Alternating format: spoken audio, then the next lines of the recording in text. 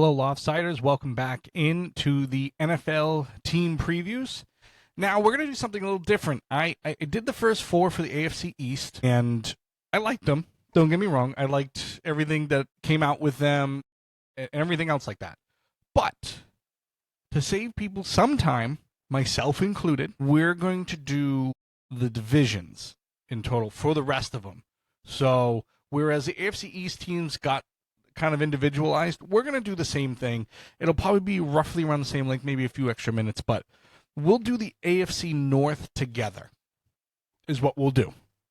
So we'll take a look at the AFC North. We'll go over them in alphabetical order, and then we'll kind of make a prediction and everything else like that. Excuse the mess behind me. Loftside has joined the sports card fascination, and I'm going through some of them over here, as you can see. We're on Whatnot for Loftside Bantr. Also, top of 2012 is the username. We do a show a couple of times a week, and going through all of the old stuff, baseball cards and everything else that I've had for years, never done anything with, and wanted to make sure they get to people who are collectors and everything else like that. I found some that I'm going to get graded and everything else, which is kind of cool. But moving on. AFC North, team previews. So, Baltimore Ravens, obviously, are probably still the cream of the crop here of the AFC North. They were 12-5 last year. They started 0-2 last year. Now, the difference between the Ravens and typical 0-2 teams is they have Lamar Jackson. So, they ended up finishing third in the AFC. First team in NFL history with 46... my writing's atrocious. 4,000 passing yards and 3,000 rushing yards. Franchise record of 7,224 total offense for last year. So best offense there was in the NFL in 2024. They did lose to the Bills in the playoffs. And it raises those questions such as, is Lamar Jackson the guy to take the Ravens to another Super Bowl? And I understand the questions. I understand everything else like that.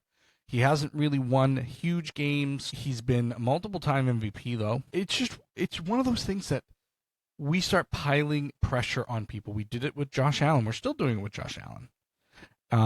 For everything else with these players, individual players at least. Now, we all know football's a team game, right? We all understand that. But Lamar Jackson's the face of that franchise. Again, one of those picks that you look back and you go, how did this type of player fall to this Baltimore team? Their scouting has been excellent for many years. Their drafting has been excellent for many years. And here we are again. Some players that have come in for the Baltimore Ravens. DeAndre Hopkins is now a Raven. Only had 41 receptions last year, 400 yards. Not quite the same receiver as he has been, but brings that veteran leadership and is a great player to have opposite of Zay Flowers. Cooper Rush is now the backup. Not the same player as Lamar Jackson, but a good backup to have. Started a lot of games last year for the Cowboys. I believe 8 of them, 12 touchdowns, 5 interceptions in that time frame that Dax was out. Jair Alexander, great cornerback. Again, a little slower than what he was in Green Bay, but an excellent pickup for that secondary. They addressed that secondary most of the offseason because Malachi Starks was their first-round pick at 27, safety out of Georgia, a very typical Ravens pick. A guy that drops to the end of the first round, has huge talent, is not a super position of need for a lot of people in front of him, and they pick up almost the best safety available at that time. And again, you can argue the fact back and forth of who was the best safety available, but Malachi Starks is going to fit in just fine with that Ravens defense. Mike Green, a player who has a little bit of off-the-field trouble, amazing talent out of Marshall, second-round pick. Emory Jones Jr., a very good offensive tackle, dropping to the third round for them. Again, now he can develop behind some people, step in if need be. And then, interesting sixth-round pick, Tyler Loop, the kicker out of Arizona. Unfortunately, Justin Tucker's in a wee bit of trouble. And it's disappointing because obviously last year it seemed to be affected by it. He missed quite a bit of field goals, and they've had to move on from him. And for somebody that was widely considered the best kicker in the league for a while, maybe one of the best kickers ever, for how consistent he was and everything else, and this is how he's probably going to end his NFL career. Some outs, Nelson Aguilar. Again, DeAndre Hopkins, I still think is an upgrade on Nelson Aguilar, who has not signed anywhere that I know of as of yet. Justin Tucker, we mentioned. Marcus Williams, a safety, and Michael Pierce, defensive tackle, were kind of some of the people that left, and most of those guys, if not all of them, have not signed somewhere. So that's probably a good thing the Ravens moved on from them. The question is, have the Ravens done enough with their defensive depth? They had a lot of injuries last year. Their defense struggled. Jair Alexander, again, coming in as a cornerback, a big pickup there for that secondary. Malachi Starks, as we mentioned, round 1 pick. So, again, getting that depth so that way, if there are injuries, you still have some nice talent stepping in place. Can the offense continue at record-breaking paces? Can Lamar Jackson continue to do what he's doing at such a high level? It's hard to think that he can. But it is Lamar Jackson. I mean, we've said the same thing for different types of players and everything else. But, I mean, Lamar Jackson is someone that when you think he's down, he's not. When you think you have him trapped, he's not. When he seems like he's having a bad game, he can turn it on for a couple of series at the end of games. So, can he continue to do that? Can the offense continue to put up the numbers that are being put up? And it's difficult to see the Ravens losing many games this year. I think that there's such a high ceiling for this team. I think the floor is also higher than a lot of teams have at their standard. I think the floor for this team is incredibly high. So I'm thinking you're looking at a 13, 14, 15 win team in the regular season. Now, does that translate to a number 1 seed? Does that translate to postseason success? Does that mean Lamar wins these big games or anything else like that? It's very difficult to know. But I think they run away with the AFC North this year, and we'll go over the standings and stuff like that at the end. But then we have the Cincinnati Bengals up next. They were 9-8 last year, missed the playoffs. Their defense was tragic last year. Joe Burrow led the league in passing and touchdown passes. Jamar Chase won the Triple Crown for wide receivers, yards, receptions, and touchdowns. He's the 7th ever to do it. And then, as we mentioned, their defense was terrible. Now, that's with Trey Hendrickson. And the offseason story for the Cincinnati Bengals has been all these contract talks with rookies and everyone else, and off-the-field trouble and issues getting players back into camp. Trey Hendrickson has been holding out the entire time.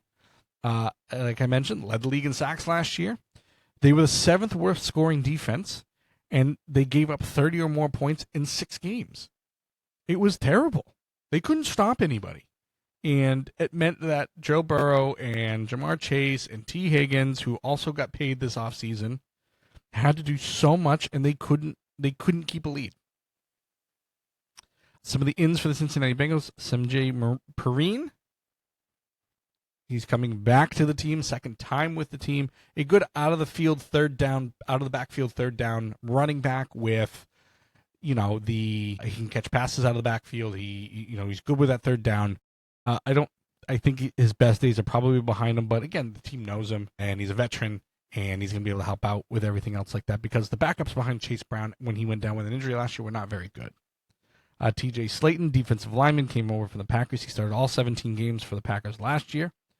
Oren Burks, linebacker from the Eagles, is coming over, Super Bowl champion. Solid depth move there. Shamar Stewart did sign his contract. He held out for quite a while. He was their first-round pick at 17. Demetrius Knight Jr., a linebacker from South Carolina, went 2nd round. There were a lot of questions with how high he went in the 2nd round and everything else like that, but I like Demetrius Knight. I think he'll end up being a starter. If not this year, very close to next year, maybe 3rd year. Has some development issues that he has to work on, but I really liked the pick. And then that running back, depth with Taj Brooks from Texas Tech was another big one. Some guys going on. Khalil Herbert went to the Colts. Trent Brown, offensive tackle. I've seen Trent Brown up close with the Patriots, and he's been more of a problem than anything else. He goes over to the Texans. Alex Kappa, who statistically was one of the worst guards, goes over to the Ravens. Sheldon Rankins, the defensive tackle of the Texans. Jermaine Pratt, a linebacker, goes over to the Raiders as well. And then Mike Hilton, a cornerback, goes over to the Dolphins, who signed recently with the injuries that the Dolphins have in the secondary. And then Von Bell, looks like it's probably the end of his NFL career. Maybe he signs on with somebody, I'm not sure. But getting rid of some of that defensive quote-unquote talent and replacing it with younger players that they can develop in their system is probably a better move. Again, big contracts for Burrow, Chase, and T. Higgins on that offensive end. Hendrickson still waiting for his money, still holding out. If you're going to splash that much money on an offense, somewhere along the line your defense is going to suffer. And that's exactly what it's doing. The defense needs to improve. 25th in yards. Like I said, they were last in scoring. They lost 4 games in which the offense scored more than 33 points. At 30 points, your offense scoring 30 points, you should be able to hold a lead and be able to come out with a win. You would think. But yet here we are talking about it. Here we are talking about the Cincinnati Bengals, who lost to the Patriots the first game of the year, and we saw how atrocious the Patriots were all season. No Drake May. It was Jacoby Brissett. And, that should tell you, for an offense like the Patriots that couldn't score, couldn't move, couldn't do anything, they beat Cincinnati Bengals. Can the running game behind Chase Brown produce anything? Because they didn't last year. And if Chase Brown goes down, you're one-dimensional again. And not that it's a bad thing to have Joe Burrow throwing the football around everywhere to Jamar Chase and T. Higgins. But you can't become a one-dimensional team and think that teams are going to be able to not play you. They're going to know what you're going to do. So they've addressed that with some people, as we said, some draft picks and stuff like that. But Cincinnati, I think, is probably in second place in this division. I think they're going to be in second place in this. The defense just has to do something. The defense is still going to be a question mark. If they can produce anything, any sort of stops, we're in second place. They're going to battle the Steelers for that. They need to get Hendrickson in place. Shamar Stewart's great. Again, missed a lot of time holding out. And that was for just language in the contract, which shouldn't last more than a couple of days.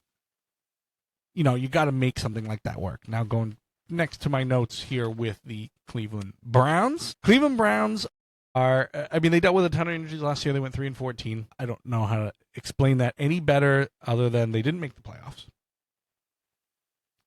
Myles Garrett demanded a trade in the offseason and ended up signing one of the richest contracts in NFL history, especially for a defensive lineman or edge rusher. They have quite a variety of quarterbacks that came in.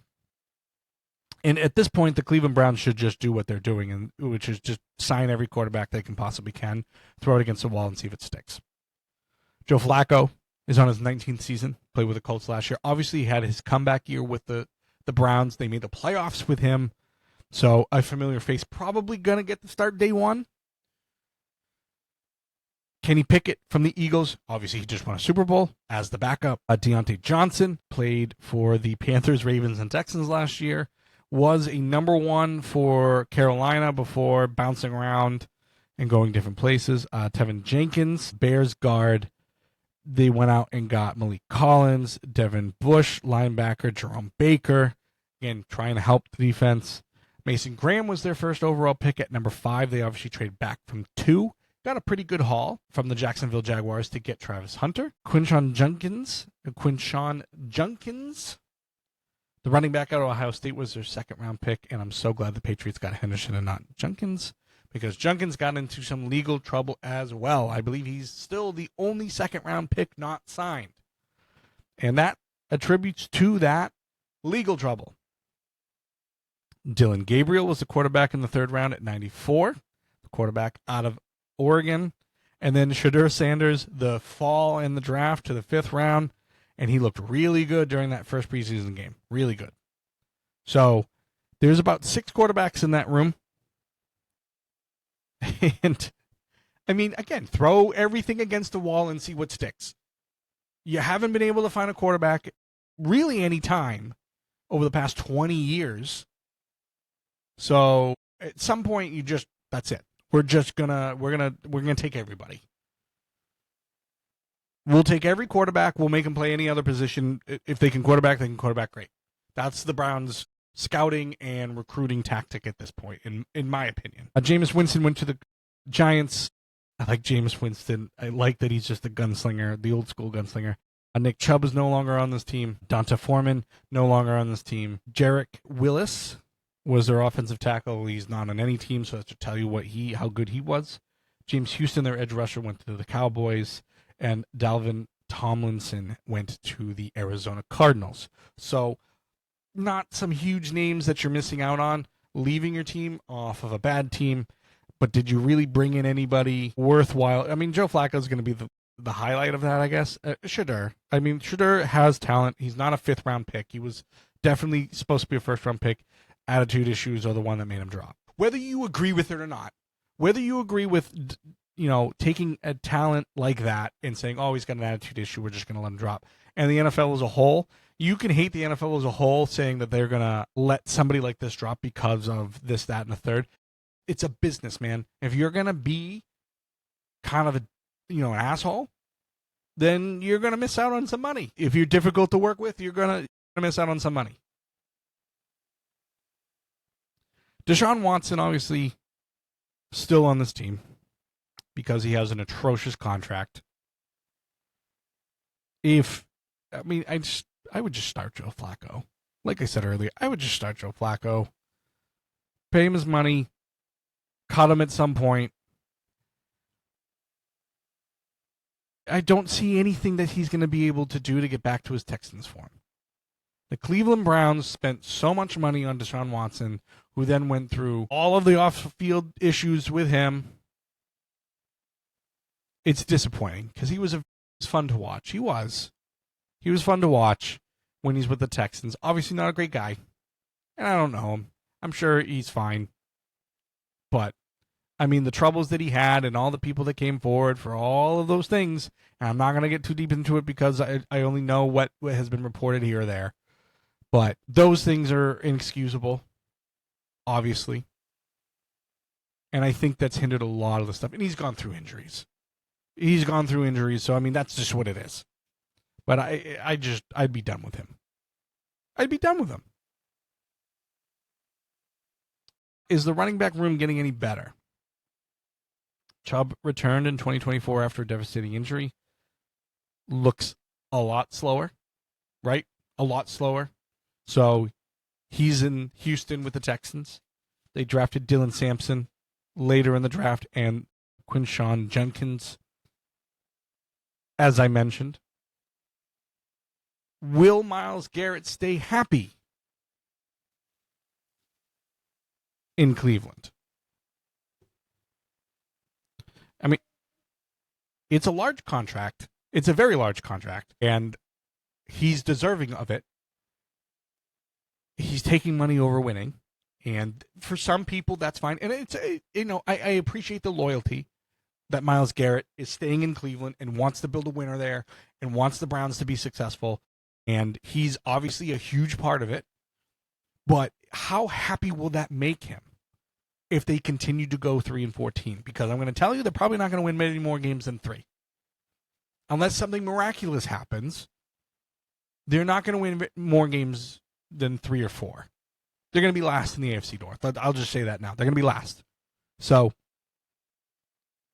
how happy will he stay? Will he demand a trade in the next couple of years? Are they going to be able to trade him with that contract? Obviously, teams are going to want a talent like Myles Garrett. But is the money worth it? Was that worth it to stay in Cleveland? And Cleveland fans have gone through it. ESPN did Believeland, which I enjoyed. I mean, they call it the mistake on the lake, which should tell you a lot about Cleveland. And I don't want anyone to mix this up. I'm sure there are lovely people there. I'm sure Cleveland has great things about it. Sports teams, or at least the Browns, have not been relevant in a long, long time. And it's unfortunate. They're passionate fans. We saw what happened when teams leave to go to Baltimore, and they fight to get them back, and they have, again, that I can appreciate with Cleveland fans. I can. But if they can't get out of their own way, at some point in time, their stars want to leave. It is what it is. And they haven't drafted overly well the last few years, or things haven't panned out. Injuries happen, everything else. The next episode of Loftside Bantr, of a regular episode, we're going to talk about injuries. We're going to talk about all the injuries in the NFL. Yeah, they're going to finish last in the AFC North. I'm sorry, but they're just going to finish last. And then the last team is the Pittsburgh Steelers. Now, the Pittsburgh Steelers have made moves this offseason that have garnered some headlines and everything else. I just feel that, realistically, I don't see a whole lot of difference. Maybe some life in that quarterback position with Aaron Rodgers. I don't foresee it. This is his last go-around. Allegedly. They hired their first outside offensive coordinator since 2012. Fans have been disappointed in their lack of progress. They went 10-7, lost in the first round again to the Ravens. And that's been the thing with Mike Tomlin for the last X amount of years. They're going to do just enough to get in the playoffs, and they're going to lose. They cleared out that quarterback room, like I mentioned, and one big headline has been Steelers and the Jets will play week 1, and I'll go into why that's significant. But Aaron Rodgers was the Jets quarterback last year, obviously. Stayed unsigned for a long time. It was the biggest non-secret in the NFL that he was going to sign with the Steelers. Justin Fields, who started the season as a starter for the Pittsburgh Steelers, is now the Jets starting quarterback, and they play week 1. So that's where all that comes from. Mason Rudolph comes back from the Titans. This is his second stint with the team. DK Metcalf was traded to the Steelers from the Seahawks. Darius Slay, cornerback from the Eagles, Super Bowl winner, is now here. Jonnu Smith came over in a trade with Jalen Ramsey to send Minkah Fitzpatrick back to the Dolphins. Jack Sawyer, their first round pick was Derek Harmon, defensive tackle from Oregon. They're pretty solid with that. I think it's a great pick in that 20 range to solidify that defensive line. And then Jack Sawyer, he was everywhere for Ohio State, making huge plays. He was their 4th round pick this past year. Justin Fields, as I mentioned, out. Russell Wilson started the rest of the season out now in New York with the Giants. George Pickens was traded. Nutcase, to say the least, but he's now in Dallas with the Cowboys.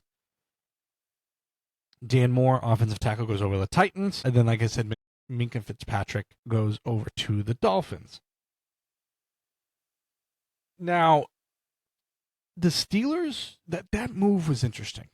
Cameron Hayward, who's been a staple on this defense for many years, said last year that it's really tough to have a great defense when 10 guys are doing one thing and one person's doing their own thing.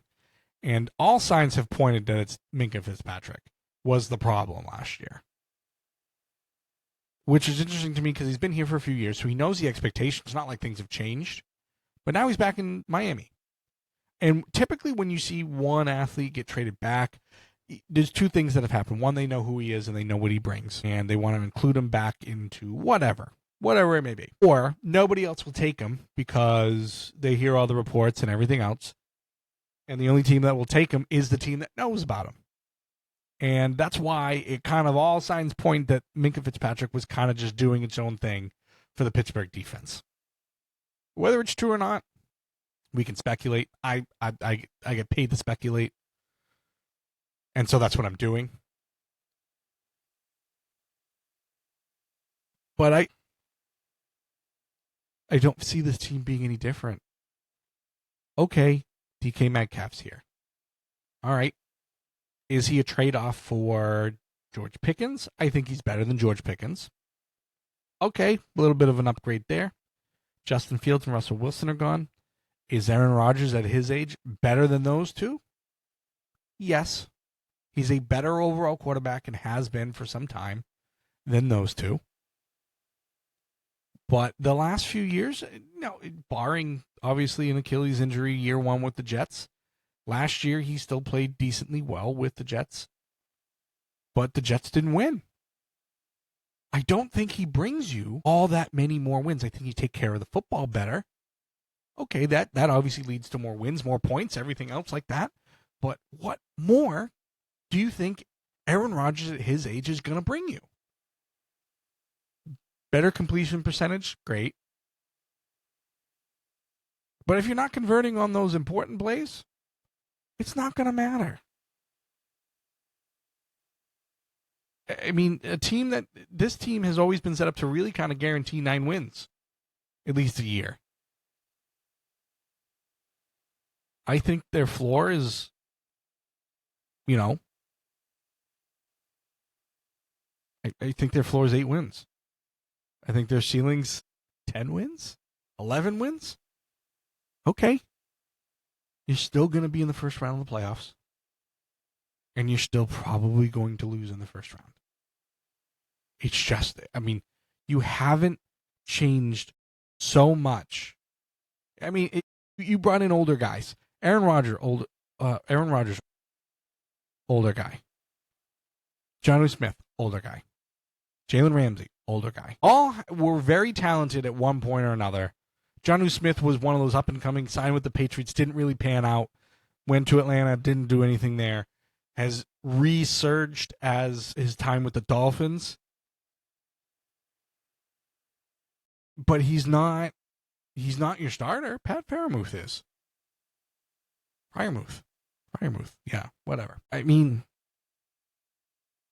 You solidified a defensive line with the pick. You've gotten a guy that's a ball hawk, like I mentioned. And then you go out and did you overspend for TJ Watt? Did you give him too much money? That's going to hamper other roster development. Mike Tomlin's great with roster development. He takes players that aren't necessarily household names, makes them better. They go off else plays out, they struggle. Mike Tomlin's a great coach. He's a Hall of Fame coach. But we're in the same boat you've been for years. And this year, I don't think you're beating Cincinnati as many times. Unless Cincinnati can't get out of their own way, which is a possibility. But you're hearing a lot of ifs, maybes, ands, from me with this. So I think Pittsburgh finishes third. And they're going to battle. The Bengals and the Steelers will battle for that second. It's not like it's not going to be close. Do they have enough to compete for the division? No. I don't think they're anywhere close to the Ravens. They'll give fits to teams. It's a Mike Tomlin staple that he gives teams that should run them over fits. They're never going to be out of games for the most part. But, you bring in older guys. Do you know what's going to happen? People are going to get injured. It's what happens. You can't look away from it, and you can't bank for it. And again, you can get lucky. You can have all these things, but this is typically what you're going to get out of an older team. So, as I mentioned, AFC North, you're looking at the Ravens winning far and away, winning the division. I think the Cincinnati Bengals have done enough. They just need that defense. The offense is going to score points. Get the stops that you can. Get Trey Hendrickson in. Make moves towards the end of training camp when cuts have to be made. Bring in those players that give you depth at that defense. And I think you get second place. Right behind them, the Pittsburgh Steelers. And then very far behind, in the distance, with that broken down wagon on the Oregon Trail type thing, just way back there, is the Cleveland Browns. And again, I'm not trying to pile it on the Cleveland fans. It's just, that's where you are. So, those are what we're going to do. And I think the Ravens have a legitimate Super Bowl chance. I think it's probably the Bills and the Ravens in the AFC Championship game. And I said with the Bills, I think that they go to the Super Bowl this year. Maybe, again, I think the degree of separation, I think the Bills have a harder division, top to bottom. I think the Ravens are just so much better than every other team here. I think the Ravens are going to be able to score against a bad Bengals defense. I think the Steelers will give them the most fits, but I just think they're better. I think the defense is going to give Aaron Rodgers trouble. So I think that's where you are with the AFC North. We'll go into the, let's see what the next one I have is, the AFC South next. So the AFC South will be next. As we said, we kind of switched up the format a little bit. I think this makes more sense where people can kind of get the most information instead of just having to go through each and every team. So I think this is probably the way we're going to do the rest of the way. I appreciate everybody with their patience during the first 4 teams, but I want to get all these out obviously before the start of the season. The last one will probably come out just before the beginning of the season, but we'll see obviously how rosters have turned out and everything else like that. But this is the AFC North, and I thank everybody for listening. We will see you on the next episode of Loftside Bantr. We'll be having an interview with that one and should be coming out a little, next day or two. So, everybody, have a good day, have a good evening, whatever it is, and we'll see you for the next episode.